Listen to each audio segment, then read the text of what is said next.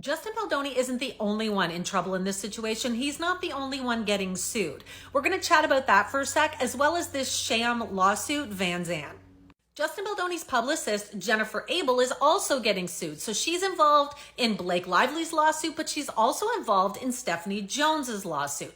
Stephanie Jones, of course, owned Jones Work, which is her publishing company, and that is where Jennifer Abel worked until Stephanie fired her.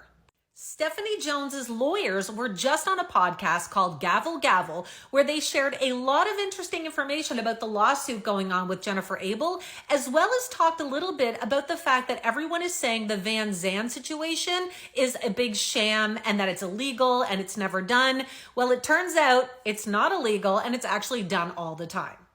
The reason Blake Lively has been able to file her complaint and her lawsuit with so much evidence is largely because of this person, Jennifer Abel, Justin Baldoni's publicist. Now, Jennifer Abel, for some reason, when she worked for Jones Work, decided she didn't need a personal phone. She had a work phone which belonged to Jones Work, and she had her own personal number ported over to her work phone. So she only used the one phone. Now she used this phone for everything, for all of her personal stuff, as well as all of her work information. What that means is this: when she was fired from Jones Work, that phone became the property of Stephanie Jones's. Everything on her work phone was able to be retrieved and viewed and looked at no matter what it was. Nothing is protected if you were doing these things on a work phone. A lot of emails have now been released of Jennifer messaging Stephanie Jones and her company, begging and pleading for them to release her personal number so that she's able to get a new phone and port that number over. She said she's had that phone number since high school, and unfortunately she made the mistake of transferring it onto a work phone and did everything on there. So when Blake Lively issued the subpoena to Jones Work's office, Stephanie Jones was able to give Blake Lively all of the information, the text messages, emails, everything else that had been sent on Jennifer Abel's phone. One of the things Stephanie Jones's lawyers talked about on Gavel Gavel is the fact that Stephanie's team has now subpoenaed Pinterest as well as Meta. What they're trying to find is they want to know who started these websites that were set to defame Stephanie Jones. We serve subpoenas, as you just said, on both Meta and Pinterest. And in connection with those subpoenas, what we're looking for is to find out who is behind the defamatory handles on those respective websites. And so in order to track down who is behind those websites, we've served subpoenas on those third-party service providers. As they often do, they have objected based upon First Amendment grounds. And so we were required to file a motion to compel in order to get the user information behind those sites. You may or may not be aware of this going around right now. So this is a letter from Google that a lot of micro-influencers on YouTube were receiving. According to this, Google has been subpoenaed by Blake Lively's team, and they're just notifying the certain creators who Blake Lively wants information from that this has taken place.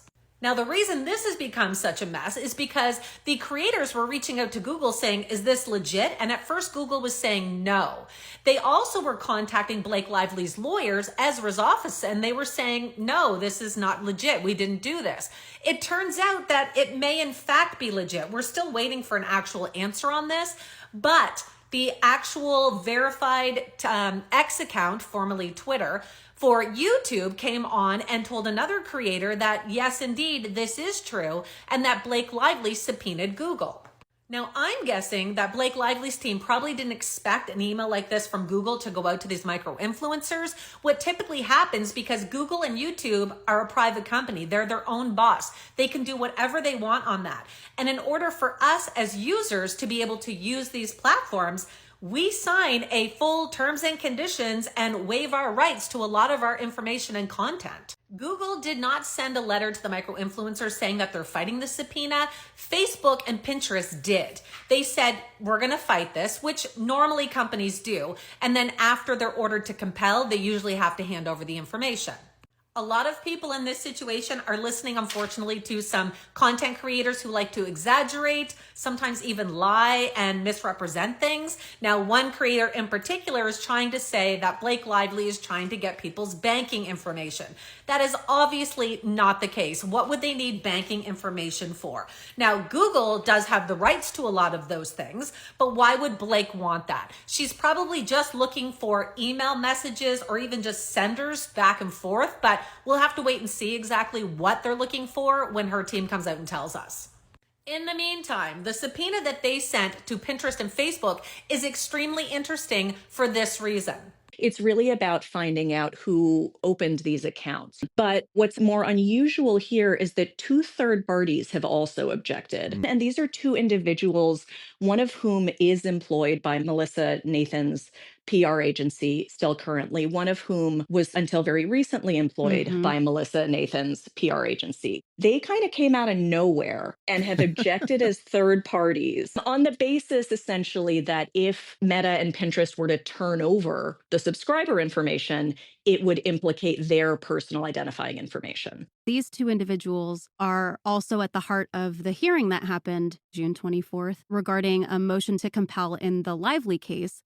So the two women that are listed right now that worked for Melissa Nathan at TAG, and they're listed in Blake Lively's lawsuit information currently, are the ones that filed an opposition to Pinterest and Facebook handing over the information on who created these sites to bash Stephanie Jones. These two women are also kind of dragging their heels and giving Blake a hard time and trying to get information from them about their emails and who they've been in contact with. Stephanie's lawyers were also asked about what their thoughts are on how the situation's playing out in the media. What we've seen is a lot of focus from the other side on the process by which some of the evidence that we've put in our complaint and some of the evidence that Blake Lively put in her complaint came to light. We really haven't heard from the other side any real defense to our claims. Our claims are well-founded, they're strong, they're based on strong evidence. The only thing we've heard is a lot of nonsense about leaking or subpoenas or how these text messages kind of came to light. It's a bunch of wild conspiracy theories that have no basis in reality, but I think the main point of it is to distract people from focusing on what the actual evidence of wrongdoing is here. I completely agree with their take on that. There is not a lot coming from Team Baldoni of them denying the sexual harassment or the PR smear campaign or the breach of contract. Instead, what they're doing is trying to flip the narrative. They're trying to make you focus more on the Vanzan lawsuit as being sketchy and shady, as Blake being a mean girl or a bitch and trying to take over the movie. Instead of focusing on the actual accusations, they're trying to draw your attention elsewhere. It's all about, talk of subpoenas or the like, and there's nothing on substance. And I think that there's a clear reason for that. There's not an answer to the legal claims we've made. And so the answer becomes process and distraction and smokescreen and, let's talk about all of this other stuff around the edges rather than actually grapple with the very strong legal claims that we've made. Probably the worst part in all of this is the content creators, big and small, that just do not have credibility. They are not trustworthy. They're twisting things. They're only focusing on the negative. They're bullying. Examples: the reporter who released the video for Blake Lively from 10 years ago, Kirsty Flaw. All she does is make videos bashing Blake Lively and even selling merchandise along that. Another one, Perez Hilton. He tries to say he's sharing both sides and that he's Team Truth, but every single video, all he does is put down and make fun of Blake Lively and never Justin Baldoni. He reads one side of things and not the other. One content creator in particular has a lot of stuff that she's put out that is not fact-based, that has not been researched or investigated, and it's all either rumors, gossip, or complete misinformation. Well, it turns out she has actually received a cease and desist from Stephanie Jones' legal team. Unfortunately, we've seen exactly what you've said from certain others, which is to say, perpetuating untruths, perpetuating Right. defamation. But they keep talking about process and they keep talking about defamation and wild claims and everything else that needs to be dealt with. And there is a world out there that is very willing to sort of support these types of claims and these like process considerations that the other side is raising that need to be dealt with. As you can imagine, the bar for proving defamation with celebrities is extremely high.